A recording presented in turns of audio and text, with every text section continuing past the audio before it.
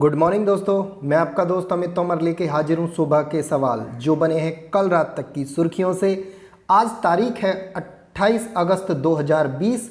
दैनिक समसामयिकी सभी प्रतियोगी परीक्षाओं के लिए, फिर चाहे आप SSC, banking, railway, Delhi police, UP police, किसी भी कंपटीशन एग्जाम की तैयारी कर रहे हो जहाँ current affair with statistics GK पूछा जाता है, तो आप एकदम सही जगह पर हो।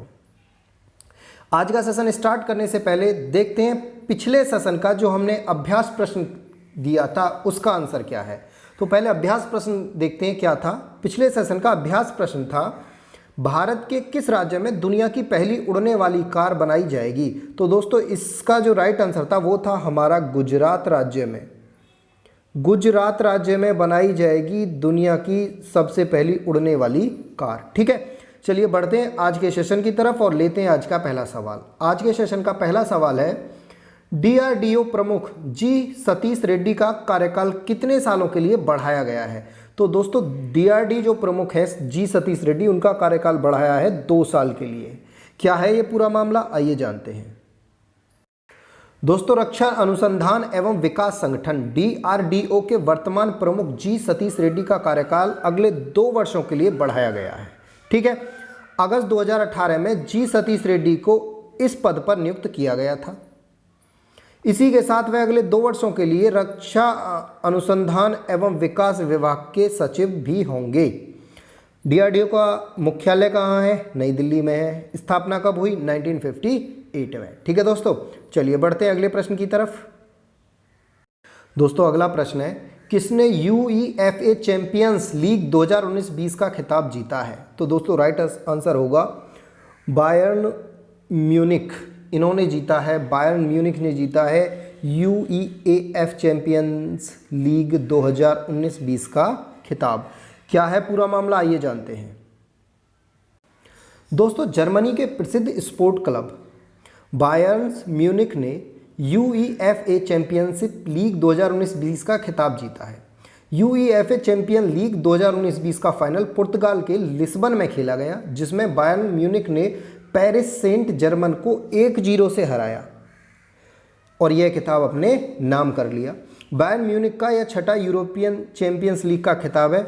इसी के साथ वह बायर्न म्यूनिख जर्मनी का पहला यूरोपियन कप विजेता भी बना है। ठीक है दोस्तों, चलिए बढ़ते हैं अगले प्रश्न की तरफ। दोस्तों अगला प्रश्न है आपका, किस रेलवे स्टेशन पर बैगेज सैनिटाइजेशन और रैपिंग मशीनों की शुरुआत की गई है। तो दोस्तों बैगेज सैनिटाइजेशन और रैपिड मशीनों की जो शुरुआत की गई है वो की गई है अहमदाबाद रेलवे स्टेशन पे। ठीक है, क्या है ये बैग सैनिटाइजिंग, आइए जानते हैं। दोस्तों अहमदाबाद रेलवे स्टेशन गुजरात में बैगेज सैनिटाइजेशन और रैपिंग मशीनों की शुरुआत करने वाला जो है ये अहमदाबाद स्टेशन देश का पहला स्टेशन बना है। गुजरात में फेज 1 अनलॉक प्रक्रिया के तहत, यानी अब कोरोना के जो फेज 1 फेज 2 इस तरह से जो अनलॉक चल रहा है, उस प्रक्रिया के तहत परिवहन और यात्रा को सुगम बनाने के उद्देश्य से, यानी जो कोरोना का खतरा होता है हमारे सामान पे, उसको कम करने के लिए एक तरह से बैगेज जो आप सामान लेके जाते हो उसको सैनिटाइज करने के लिए कुछ मशीनों का प्रयोग किया गया है। ये मशीनें क्या करती हैं, पराबैंगनी विकिरण, किसी भी जो आपका सामान होता है उस पर पराबैंगनी विकिरण डालती हैं और उसे 360 डिग्री सैनिटाइज कर देती हैं, यानी चारों तरफ से उसे सैनिटाइज कर देती है। बात समझ में आ गई। ठीक है, चलिए बढ़ते हैं अगले प्रश्न की तरफ। दोस्तों अगला प्रश्न है, कुंडनकुलम परमाणु ऊर्जा संयंत्र की पहली इकाई ने कितने मेगावाट बिजली का उत्पादन किया। तो दोस्तों इस ऊर्जा संयंत्र की पहली इकाई ने 400 मेगावाट बिजली का उत्पादन किया। आइए जानते हैं इसके बारे में कुछ रोचक तथ्य। दोस्तों तमिलनाडु राज्य के तिरुनेलवेली जिले में स्थित कुंडनकुलम परमाणु ऊर्जा संयंत्र की पहली इकाई में 400 मेगावाट बिजली का उत्पादन किया गया। दोस्तों आपसे पूछा जा सकता है जी कुंडनकुलम परमाणु ऊर्जा संयंत्र कहाँ है, तो आपको बताना है तमिलनाडु के तिरुनेलवेली जिले में स्थित है। ठीक है, ये जो आपका जो परमाणु संयंत्र है, ये ऊर्जा जो संयंत्र है, ये भारत और रूस की मदद से बनाया जा रहा है, यानी भारत और रूस जो है इसमें भारत की बनाने में मदद कर रहा है। इसकी उत्पादन क्षमता को जल्दी ही 1000 मेगावाट तक बढ़ाने के लिए प्रयास किए जा रहे हैं, यानी आने वाले समय में हमें इसकी जो कैपेसिटी है, यानी जो इसकी पावर है वो 400 मेगावाट की जगह 1000 मेगावाट तक देखने को मिलेगी। ठीक है। Nuclear power corporation of India ने कुंडलकुलम परमाणु ऊर्जा संयंत्र का निर्माण रूस की मदद से किया है, जिसे अक्टूबर 2013 में शुरू किया गया था। यानी इस जो ऊर्जा संयंत्र है इसे बनाने के लिए अक्टूबर 2013 से स्टार्टिंग कर दी गई थी। ठीक है दोस्तों, चलिए बढ़ते हैं अगले प्रश्न की तरफ। दोस्तों अगला प्रश्न है आपका, किस देश ने आर्मी 2020 फॉर्म में इंडिया पवेलियन का उद्घाटन किया है? तो दोस्तों इंडिया पवेलियन का जो उद्घाटन किया है वो किया है रूस ने। क्या है ये पूरा मामला, आइए जानते हैं विस्तार से। दोस्तों रूस में भारतीय सचिव राजकुमार और भारतीय राजदूत डीबी वेंकटेश वर्मा की अध्यक्षता में army 2020 international military and technical form में इंडियन पवेलियन का उद्घाटन किया गया। रूसी रक्षा मंत्रालय में 23 से 29 अगस्त को मॉस्को के पैट्रियट पार्क में इस फोरम का आयोजन किया। इस फोरम के तहत दोनों देशों के बीच सैन्य उपकरण डिजाइन, यानी ये जो आयोजन हुआ इसके तहत हुआ क्या, भारत और रूस के बीच सैन्य उपकरण डिजाइन एवं निर्माण के लिए विचार विमर्श किया गया। ठीक है, आप सब जानते हो रूस के जो राष्ट्रपति हैं व्लादिमीर पुतिन हैं, राजधानी मॉस्को है। ठीक है दोस्तों, चलिए बढ़ते हैं अगले प्रश्न की तरफ। दोस्तों अगला प्रश्न है, किस नवरत्न कंपनी ने नेवेली टाउनशिप को बदलने के लिए स्वच्छता ही सेवा कार्यक्रम इंपॉर्टेंट प्रश्न है, स्वच्छता ही सेवा कार्यक्रम पुरस्कार जीता है? तो दोस्तों ये जीता है NCL इंडिया लिमिटेड ने पुरस्कार जीता है स्वच्छता ही सेवा। ठीक है, क्या है ये पुरस्कार, आइए जानते हैं। दोस्तों नेवेली टाउनशिप को बदलने के लिए भारत की नवरत्न कंपनी NLC इंडिया लिमिटेड ने स्वच्छता ही सेवा पुरस्कार जीता है। NLCIL के CMD राकेश कुमार के प्रयासों की वजह से नेवेली में पूरी तरह से प्लास्टिक मुक्त, यानी ये जो है नेवेली ये पूरी तरह से प्लास्टिक मुक्त है और हरे भरे परिसरों को बदलने के लिए NLC इंडिया लिमिटेड को यह पुरस्कार दिया गया है। NLCIL की जो स्थापना है वो की गई थी 1956 में और इसका जो मुख्यालय है वो है चेन्नई बेंगलुरु में। ठीक है दोस्तों, चलिए बढ़ते हैं अगले प्रश्न की तरफ।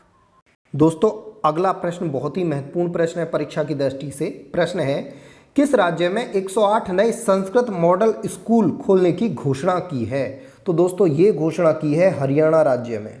हरियाणा राज्य में खोले जाएंगे 108 नए संस्कृत मॉडल स्कूल। क्या है पूरी जानकारी, आइए समझते हैं। दोस्तों हरियाणा के मुख्यमंत्री मनोहर लाल खट्टर ने 108 नए संस्कृत मॉडल स्कूल खोले और सितंबर 2020 से बच्चों के दाखिले की शुरुआत की, जिसके तहत अप्रैल 2021 में इसमें शिक्षा प्रदान की जाएगी। यानी जो ये संस्कृत मॉडल स्कूल खोले जाएंगे ना, अप्रैल 2021 से इसमें शिक्षा प्रदान की जाएगी। उन्होंने 108 नए अंग्रेजी मीडियम सरकारी Sanskrit model senior secondary school और 1000 सरकारी मॉडल संस्कृत प्राथमिक विश्वविद्यालय जो बिल्कुल बैग फ्री होंगे की स्थापना की। वर्तमान में राज्य में 23 सरकारी मॉडल संस्कृत सेकेंडरी स्कूल और 418 बैग फ्री स्कूल पहले से चल रहे हैं। ठीक है दोस्तों, चलिए बढ़ते हैं अगले प्रश्न की तरफ।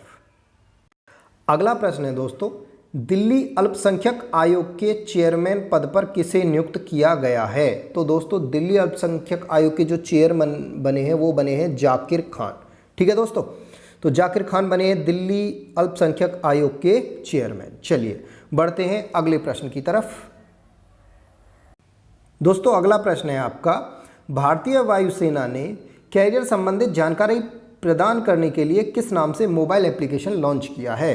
तो भारतीय वायुसेना ने जो मोबाइल एप्लीकेशन लॉन्च किया है उसका नाम है माई IAF ऐप।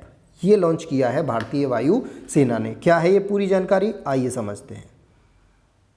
दोस्तों भारतीय वायुसेना प्रमुख राकेश कुमार सिंह भदौरिया ने वायुसेना में कैरियर से संबंधित जानकारी प्रदान करने के लिए एक मोबाइल ऐप लॉन्च किया है, जिसका नाम, इस मोबाइल एप्लीकेशन का नाम है माई IAF एप्लीकेशन। इस मोबाइल एप्लीकेशन को centre for development of advance computing के द्वारा विकसित किया गया है? आपसे प्रश्न पूछा जा सकता है जी किसके द्वारा विकसित किया गया है, तो आपको याद रखना centre for development of advance computing के द्वारा डेवलप्ड किया गया है। भारतीय वायुसेना की स्थापना कब हुई? 1932 में, और भारतीय वायुसेना का मुख्यालय कहाँ है? नई दिल्ली में। ठीक है दोस्तों, चलिए बढ़ते हैं अगले प्रश्न की तरफ। दोस्तों अगला प्रश्न है और आज का आखिरी प्रश्न है, किस समूह ने डिजिटल सेवाओं के लिए सुपर ऐप लॉन्च किया है? तो दोस्तों डिजिटल सेवाओं के लिए सुपर ऐप, यानी आप इस ऐप से सारी की सारी डिजिटल सेवाएं प्राप्त कर सकते हैं, ये ऐप लॉन्च किया है टाटा ग्रुप ने। ठीक है दोस्तों, चलिए ये थे आज के कुछ महत्वपूर्ण प्रश्न। अब बढ़ते हैं आज की इंपॉर्टेंट बुक्स की तरफ। पहली बुक है mind master winning lesson from champions life, जो लिखी है विश्वनाथ आनंद ने। दूसरी बुक है who painted my lost red, जो लिखी है श्रेयस अय्यर ने। दोनों ही बुक एग्जाम की दृष्टि से महत्वपूर्ण है। चलिए बढ़ते हैं आज के अभ्यास प्रश्न की तरफ, और आज का जो अभ्यास प्रश्न है वो है, मध्य प्रदेश राज्य ने किस जिले के निर्माण की घोषणा की है? ऑप्शन है मेहर, चाचौड़ा, नागंदा और उपरोक्त सभी। जो भी आपका आंसर हो वो आप कमेंट बॉक्स में ज़रूर कमेंट करके बताइए। ठीक है दोस्तों, चलिए मिलते हैं अगली क्लास में। तब तक के लिए घर पे रहिए, सुरक्षित रहिए और पढ़ते रहिए।